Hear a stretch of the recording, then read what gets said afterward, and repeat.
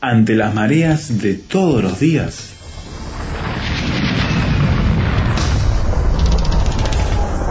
llegamos a Tierra Firme.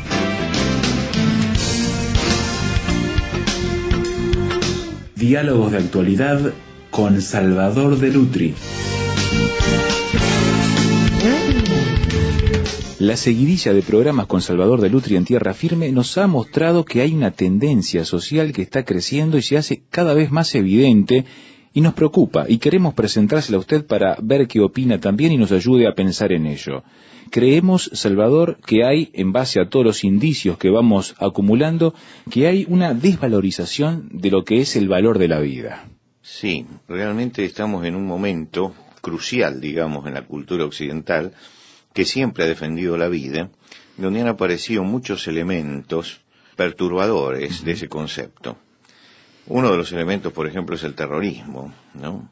Un terrorismo que ha crecido en tal forma que ya no es solamente un acto aislado donde mueren una o dos personas, sino un terrorismo que utiliza, por ejemplo, aviones, como lo hemos visto el 11 de septiembre del año 2001, contra las Torres Gemelas y se matan 3.000, 4.000 personas. No se sabe exactamente el número de gente que murió allí, ¿no? Por supuesto que la guerra ha existido siempre, pero hoy aparecen otras formas, además de la guerra, otras formas de aniquilación interna, ¿no? Se desvaloriza la vida porque la droga crece en una forma alarmante en todo el mundo occidental y eso implica, cada vez que llega la droga a un lugar, implica que muchos de los que están asociados a la droga formen mafias para mantener el negocio clandestino y por otro lado los consumidores elijan la muerte también.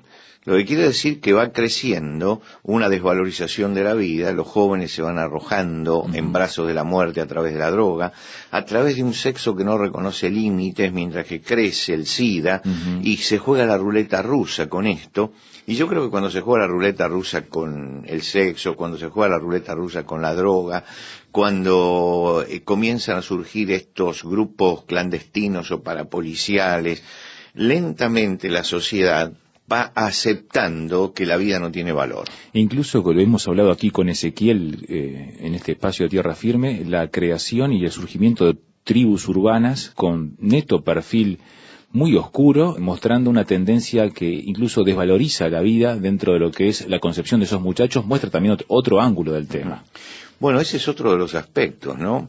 No se sabe si es por esnobismo, pero muchos adoptan íconos que tienen que ver con la muerte, ¿no? Y están creciendo cada vez más esos íconos de la muerte, que uno los ve en remeras, en tatuajes, en pósters, lo que quiere decir que esto va avanzando, un sentido de que nos vamos acostumbrando a esto. Yo recuerdo que cuando estaba en la escuela primaria, en la primera etapa de mi educación, aunque una vez creo que fue Groucho Marx que dijo: a los 6 años abandoné mi educación para entrar en la escuela, ¿no? Pero bueno, cuando tenía esa educación formal, ¿no? Una de mis maestras me contaba la historia de una rana a la que la arrojaban a una olla con agua fría. Y la rana estaba allí, iban calentando de a poco el agua, y la rana no se daba cuenta que finalmente terminaba muriendo y cocinada. Sí. Y creo que la metáfora, no sé si es real esto, pero por lo menos como metáfora es válida, que muchas veces hay cambios de situación que se van haciendo lentamente, es decir, que nos vamos hirviendo lentamente y no nos damos cuenta, y llega un momento que cuando queremos reaccionar ya es tarde, ¿no? Y creo que a la sociedad occidental le está pasando con esta desvalorización de la vida lo que le está pasando con la muerte, con lo que le pasó a la rana. Es decir, que lentamente vamos conformándonos a una nueva visión de la muerte y de la vida y ya no le damos tanta importancia. Si a esto le sumamos la cantidad de abortos clandestinos que existen, las tendencias a institucionalizar el aborto, ¿no? Con una ligereza y con una falta de criterio y de fundamentación biológica y de fundamentación filosófica, y dejemos a un lado la fundamentación religiosa, que podemos decir que es parcial, que le interesa únicamente a los religiosos, pero con una falta de una discusión fuerte, con un pragmatismo peligroso, peligrosísimo, porque dicen, bueno, como hay muchos abortos clandestinos, entonces legalicemos esto. Es lo mismo que si alguien dice, bueno, porque hay muchos asesinatos, entonces despenalicemos el asesinato, ¿no es cierto? Sí. O si alguien dice, porque hay muchos robos, despenalicemos el latrocinio. Claro. No, es una cuestión de investigar qué es lo que está pasando y buscar soluciones. Pero esa liviandad con que se trata está señalando que realmente estamos ante una fuerte desvalorización de la vida, una fuerte desvalorización de la vida a la que nos vamos acostumbrando. El suicidio también va subiendo en los índices en todo el mundo occidental, es interesante eso también. Claro, es el menosprecio de la propia vida, claro, ¿no? Y además la eutanasia, porque dice, bueno, si alguien quiere morir, lo ayudamos. Claro, ¿no? Le ponemos máquinas apropiadas para que siga los pasos y logre culminar el proceso. Nos vamos acostumbrando a esto. Yo leía La condición humana, un libro muy interesante de André Malraux. André Malraux es un hombre que vivió la guerra muy de cerca, fue casi un romántico en el siglo XX, pero fue también ministro después de Gaulle, ministro de Cultura de Gaulle. Era un excelente escritor. Yo no hablo de excelente escritor solamente por el aspecto literario, estoy diciendo por los temas que trataba. Y en La condición humana justamente se hace esa pregunta. Es un libro muy amargo, pero al final tiene una frase, una paradoja construye, muy interesante, donde él dice, una vida no vale nada, porque está describiendo la guerra de Indochina, y realmente en ese momento una vida no vale nada. Es decir, lo mataron, y bueno, lo mataron, ¿no? Él dice, una vida no vale nada, pero nada vale más que una vida. Es como si dijera, bueno, el hecho de estar inmerso en este mundo de muerte me hace pensar que una vida no vale nada. Pero cuando me paro a reflexionar, cuando pienso, cuando medito, me doy cuenta que nada vale más que una vida, claro, ¿no? Que me estoy engañando cuando digo que una vida no vale nada. Por eso es muy interesante esta paradoja, porque es una aparente contradicción. Una vida no vale nada, pero nada vale más que una vida. Y parece un juego de palabras, pero no es así. Saca lo que es la esencia de la contradicción humana frente al tema de la vida y la coloca en una sola frase. Yo creo que es una paradoja perfecta. ¿Y qué es una paradoja que se va encarnando en esta realidad? Nosotros vamos pensando que una vida no vale nada, pero después cuando meditamos profundamente nos damos cuenta que nada vale más que una vida. Lo que quiere decir que la sociedad va avanzando hacia un abismo, pero cuando pensamos nos damos cuenta de que estamos llegando al abismo. Ernesto Sábato, el escritor argentino, tiene un ensayo muy interesante hablando de los tiempos modernos, y lo tituló, me interesa el título, Nuestro tiempo del desprecio.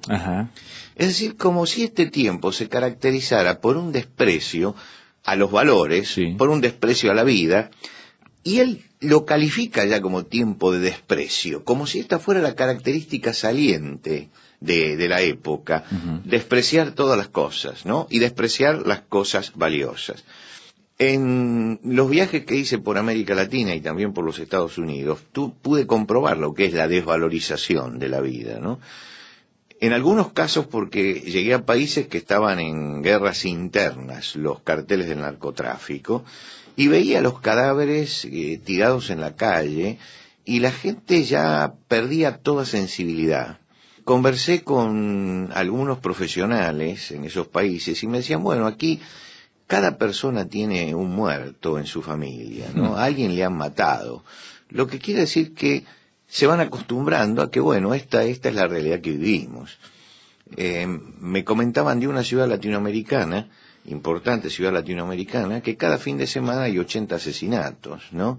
Y esos 80 asesinatos implica que, me decían que los médicos tengan que hacer autopsias, identificación de cadáveres, pero que ya se transformó en una rutina. Ya llegamos al lunes y decimos, bueno, traigan los cadáveres de fin de semana, ¿no? Y le preguntaba a una médica que entrenaba a esta gente, ¿cómo podía vivirse en eso? Y ella me decía, bueno, a todos nos acostumbramos, también nos acostumbramos a esto, y llega un momento que nosotros estamos ya acostumbrados, ya no nos damos cuenta de que tenemos instalada la muerte. Se pierde la sensibilidad ante todo eso, ¿no? Yo creo que el hombre pierde la sensibilidad rápidamente frente a ciertas cosas, ¿no? Y sobre todo frente a estos hechos. Me pregunté muchas veces por qué pierde la sensibilidad, ¿no? A veces uno dice, bueno, pierde la sensibilidad porque pierde noción de lo que está pasando, ¿no? Creo también que a veces es una autodefensa. ¿Ah, sí? Sí, creo que muchas veces nosotros nos defendemos de ciertas cosas, ¿no? Diciéndonos a nosotros mismos, esto no existe, no es verdad. No, estoy frente a una película. Una especie de negación. Negación. La negación tiene sus razones, ¿no es cierto?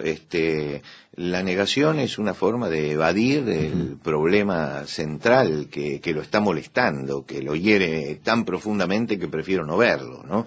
Y creo que muchas veces pasa eso, ¿no? Que esa insensibilidad es una forma de defenderse. Bueno, si, yo no puedo llorar por todo, ¿no es cierto? Claro. Así que no lloro por nada. No lo veo, no existe, es lo normal. Me conformo a esto.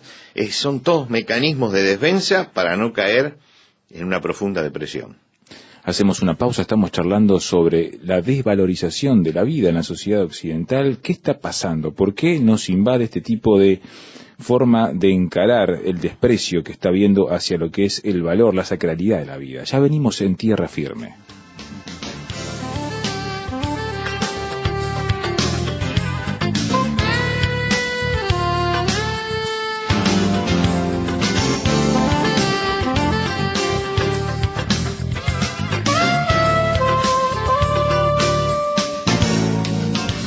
Tierra Firme en Internet. Descubra nuestro sitio materiales, datos, la transcripción de estos comentarios, frases sobre este tema que le ayudarán a desarrollar una posición con bases sólidas.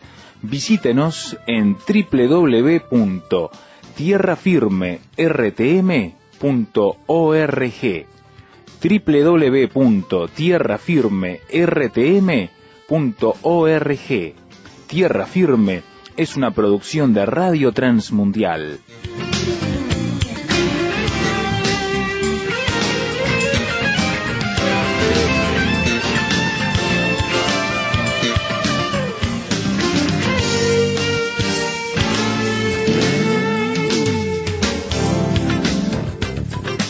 Estamos buscando respuestas de por qué se desvaloriza la vida en la era actual, siglo XXI.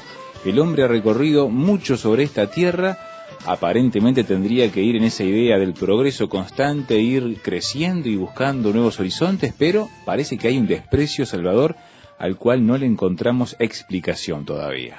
Claro, tendríamos que comenzar preguntándonos, cambiando la pregunta. Ajá. En general nosotros nos preguntamos, ¿por qué se desvaloriza la vida? Uh-huh. ¿Qué tal si invertimos la pregunta y nos preguntamos, ¿por qué tengo que respetar la vida? Porque hay que respetarla. Claro. ¿Por qué la vida humana es valiosa? ¿Por qué no instalar la ley del más fuerte? ¿Qué es esto, en definitiva, lo que sucede? Yo escuché a muchos decir, bueno, lo que las drogas se lleva es lo más débil de la sociedad, ¿no? Es decir, es toda una visión la que tienen. Una especie de selección natural, una cosa claro, así. Y me lo decían en países desarrollados, ¿no? Tremendo. Donde la droga está despenalizada. Bueno, se lleva a una parte débil. Y como decías bien, es un poco la selección natural. Lo que pasa es que la selección natural, que fue una teoría biológica que trajo Darwin, ¿no? La supervivencia de los más aptos, después fue llevada a la filosofía. Y fue llevada a la filosofía por Federico Nietzsche. Y Nietzsche decía que para alcanzar su meta, el hombre debe evolucionar hacia una inversión de los valores. Mira. Ahora, inversión de los valores, ¿qué significa? Que los valores que tenemos tienen que ser cambiados. Ahora, ¿cuál es la propuesta que hacía Federico Nietzsche en cuanto al cambio de valores? Él decía que el valor supremo es la vida. Ajá. Entonces todos decimos, estamos de acuerdo. Por supuesto. En esto estamos de acuerdo. Pero es interesante ver cómo analizaba él la vida. ¿Qué entendemos por vida? Porque no entendemos lo mismo por vida, Nietzsche y nosotros. Él decía que el valor supremo es la vida, pero debe entenderse la vida en la plenitud, sana y fuerte. Esa es la vida. Un ideal. Esta vida, que es sana y que es fuerte, no tiene que tener compasión con el enfermo, ni con el débil, que lo tiene que empujar hasta que caiga. Porque eso permite el nacimiento de la superraza y del superhombre. Mira. Entonces, cuando él dice, el valor supremo es la vida, hay que empezar a leer entre líneas qué entiende él por vida, ¿no? Entonces él dice, para que lleguemos a eso hay que cambiar la escala de valores, y de ahí el proceso de inversión de valores. ¿Por qué? Porque el mundo occidental, influenciado por la fe cristiana, tiene como valores, por ejemplo, la piedad, apiadarse del otro, la humildad, la sumisión, la caridad. Entonces él propone que todos estos valores queden en el pasado como decadentes y que la moral del superhombre sea la moral de la impiedad, de la dureza, del poderío, del odio, para que el más fuerte pueda en alguna forma destruir al más débil. Y si uno quiere ver esto cómo se encarna en la historia, tiene que pensar en el fenómeno nazi. Por supuesto. Que el fenómeno nazi es un poco el reflejo del pensamiento de Nietzsche llevado a la realidad, aunque muchos niegan y dicen, no, pero no tuvo nada que ver una cosa con la otra. No, el pensamiento de Nietzsche los estaba influenciando. ¿Por qué? Porque sentían que había una raza superior, la raza aria, y que las demás razas debían desaparecer. Entonces, ¿cómo desaparecen esas razas? Bueno, hay que ser impiadoso con ellos. Y cualquiera que haya visto el proceso de eliminación de los adversarios o los enemigos, o como ellos lo llamaran, de las razas débiles, uno se da cuenta que lo que están haciendo es la selección natural. ¿Por qué? Porque los nazis tenían una cantidad de parámetros antropológicos como para medir el cráneo, como para ver el color de piel, el color de ojos, y a través de eso iban identificando cuál era la rama racial de la que venían, y era determinante lo que se iba a hacer con esas personas, ¿no? Entonces ellos estaban contra lo que ellos creían que era la parte débil de la humanidad, la parte que racialmente había que hacer desaparecer para que los fuertes, indudablemente eran ellos los fuertes, prevalecieran. Entonces allí tenemos un movimiento impiadoso, duro, que busca poderío y que genera odio. Es el movimiento que proponía Federico Nietzsche, ¿no es cierto? Entonces todo ese proceso filosófico que trae Nietzsche nos lleva a que los valores cristianos, que defienden al débil, defienden al enfermo, defienden al discapacitado, en la inversión de valores tienen que desaparecer. Ahora, ¿por qué aparecieron estos valores en el mundo? ¿Por qué Jesucristo trajo estos valores? Porque los instaló, seguro. Claro, porque el mundo pagano había desvalorizado la vida. Entonces, al desvalorizar la vida, el mundo pagano se había vuelto cada vez más salvaje. Como dijimos en un programa, en el circo romano tiraban a la gente para ver cómo las devoraba las fieras. La llegada del cristianismo enseña algo diferente. Enseña que el hombre es la imagen de Dios, que cada ser humano es único, que cada ser humano es una creación individual de Dios, que su vida debe ser respetada. Y esto empezó a encarnarse en la historia. Es decir, no fue solamente la expresión, digamos, espiritual o filosófica, si queremos, de cómo encarar el sentido de la vida, sino que los cristianos en la historia comenzaron a accionar de acuerdo a esto. Y hay testimonios muy claros de este accionar. Por ejemplo, en el siglo IV, el primer hospital del mundo se funda en el siglo IV de nuestra era y es creado por Fabiola, una cristiana. Una cristiana que da sus bienes para que se funde este hospital para protección de los débiles. En la Edad Media, los cristianos llenaron Europa de hospitales y fueron los primeros que practicaban los principios de higiene en el trato del enfermo. Lavar, por ejemplo, las heridas con agua limpia, digamos, antes de Pasteur, ¿no es cierto? Muchísimo antes. Recetaban dietas, le calefaccionaban los cuartos de las personas enfermas. Era la protección a aquel que era desvalido en ese momento. Los cristianos sostenían económicamente todo esto, porque entendían que era la forma de expresar la fe cristiana.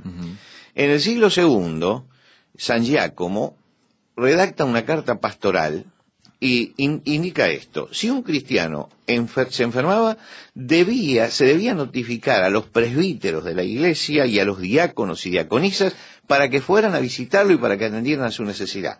Es decir, el débil, el desvalido, era motivo de preocupación para la comunidad. No decía, bueno, hay que dejarlo, sino de alguna forma hay que auxiliarlo. En el siglo IV, San Basilio, que era el obispo de Cesarea, creó un hospicio y allí por primera vez sirvieron las mujeres. Es el antecedente histórico, estamos hablando del siglo IV, el antecedente histórico de la enfermería femenina. que hoy es una cosa aceptada y elogiada también en todo el mundo. El padre de los benedictinos, San Benito de Nurcia, estableció enfermerías en los monasterios, en el monasterio de Monte Cassino, en el año 509, y eso lo extendió a Subiza y a Salerno. Y en Salerno tuvo origen una famosa escuela médica que se llamó Escuela Salernitana. Los primeros leprosarios también los hicieron los cristianos. Es decir, toda esa historia me va mostrando que los cristianos se preocupaban por el débil, por el enfermo, por el desvalido, que trataban de auxiliarlo, no de segregarlo ni de destruirlo. Quiere decir que acá en este momento estamos viviendo un enfrentamiento entre los principios que enseñó la fe cristiana por un lado y los principios que aparecen con el humanismo representado en Federico Nietzsche. Mientras que en uno de los ángulos Dios está vivo y por lo tanto el hombre es imagen de Dios y hay que protegerlo, aún en su debilidad, por el otro lado Dios ha muerto, como decía Nietzsche, y entonces todo es posible, también la destrucción del débil. ¿Por qué tanto auge con la presentación de los programas pro-abortistas? Sí. Porque es justamente el fenómeno nazi traído a la sociedad moderna. El fuerte tiene poder para destruir al débil. Claro. ¿Y por qué no quieren hacer una discusión bien seria acerca del origen de la persona? Porque justamente se está ocultando el hecho central de esto, que lo que está emergiendo en nuestra sociedad es justamente el pensamiento nazi en su peor expresión. El que tiene fuerza, el que tiene inteligencia y el que tiene poder puede pisotear al más débil y puede destruirlo en su beneficio. Claro. Esto es, en definitiva, lo que oculta todos esos humanismos y todos esos derechos humanos. Yo digo, cuando una sociedad discute si el aborto tiene que permitirse o no, tiene que legalizarse o no, tiene que dejar de hablar de derechos humanos, porque ya destruyó el primero de los derechos, que es el derecho a la vida, que tiene todo aquel que ha sido engendrado, ¿no? Quiere decir que estamos frente a una disyuntiva y un momento crucial muy importante con respecto a la vida, y yo creo que estamos abandonando ciertos principios de respeto a la vida y tenemos que volver a valorizarla en su justa medida. O sea que hay toda una pérdida de esos valores espirituales en lo que era la concepción de la vida, de ese amor al prójimo por el desprecio al prójimo. Por supuesto. Eso es lo fundamental, que nos hemos olvidado lo que significa prójimo, y nos hemos olvidado del amor al prójimo, nos hemos olvidado de que tenemos obligaciones sociales, de que no somos una isla perdida en el océano que vivimos para nosotros mismos, sino que tenemos responsabilidades para con los que están a nuestro alrededor. Y esto es lo que hay que rescatar. La primera palabra que dijo Jesús cuando comenzó su ministerio es arrepentíos, ¿no? Él le decía a su sociedad con esta palabra que debían cambiar su actitud en el momento, su actitud con miras al futuro, y que lo tenían que cambiar a través de un cambio en la manera de pensar, que influenciara la forma de vivir de ese pueblo. Y bueno, el arrepentimiento es una capacidad humana, y que es la evaluación de nuestro pasado a ver si estamos yendo por un buen camino o un mal camino. Y creo que en este momento, pensando en la historia, analizando la realidad, analizando las filosofías que nos están influenciando, tenemos que marcar el rumbo que vamos a seguir en el futuro. Y tenemos que cambiar de actitud. Porque si no cambiamos de actitud, cada uno de nosotros va a llegar al momento de la debilidad. No somos fuertes permanentemente. Hay un momento que llegamos al momento de la debilidad. Vamos a ser débiles. Y cuando llegamos al momento de la debilidad, todo lo que estamos predicando contra los débiles nos va a llegar a nosotros. Por eso yo creo que tenemos que volver a los principios aquellos que nos enseñaron la caridad, el respeto por el prójimo, el amor al prójimo y la responsabilidad social, y el respeto por la vida. La vida debe ser respetada. Como dice el Pacto de San José de Costa Rica, la vida debe ser respetada desde la concepción. Mal que le pese a muchos, ese pacto todavía está vigente, porque es un pacto que no solamente se hizo en San José de Costa Rica, es un pacto que responde a los principios de la naturaleza humana y a los principios cristianos. Y ese pacto, para algo se ha firmado. Por lo tanto, ahora ha llegado el momento de respetarlo. Respetemos la vida.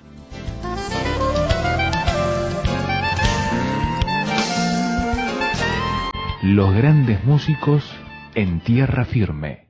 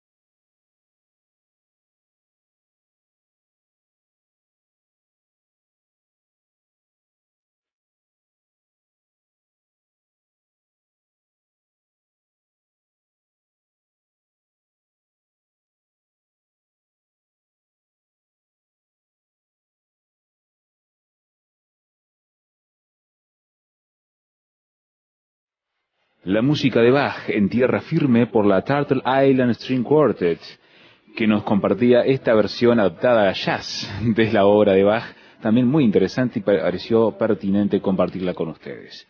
Ahora, si usted desea participar de la discusión sobre la desvalorización de la vida que hemos planteado con Salvador de Lutri, nos gustaría escuchar su opinión. Por correo electrónico, tierrafirme@transmundial.org. Le reitero, tierrafirme@transmundial.org. Si prefiere, nuestro sitio de internet www.tierrafirmertm.org contiene todos los materiales de este programa. Le reitero, www.tierrafirmertm.org. Va a encontrar el audio del programa para escucharlo nuevamente. También la transcripción, el texto completo de lo charlado con Salvador de Lutri. El archivo MP3 para que pueda descargarlo gratuitamente, sin ningún problema, para que pueda compartirlo con otras personas y difundir el contenido de este programa. Así que también podrá tener la oportunidad de participar en la discusión, porque el formato del sitio está en blog en cada sección y usted podrá interactuar con nosotros y otros cibernautas. www.tierrafirmertm.org. Hasta aquí llegamos el día de hoy, despidiéndonos y esperando encontrarle nuevamente cuando anunciemos una vez más.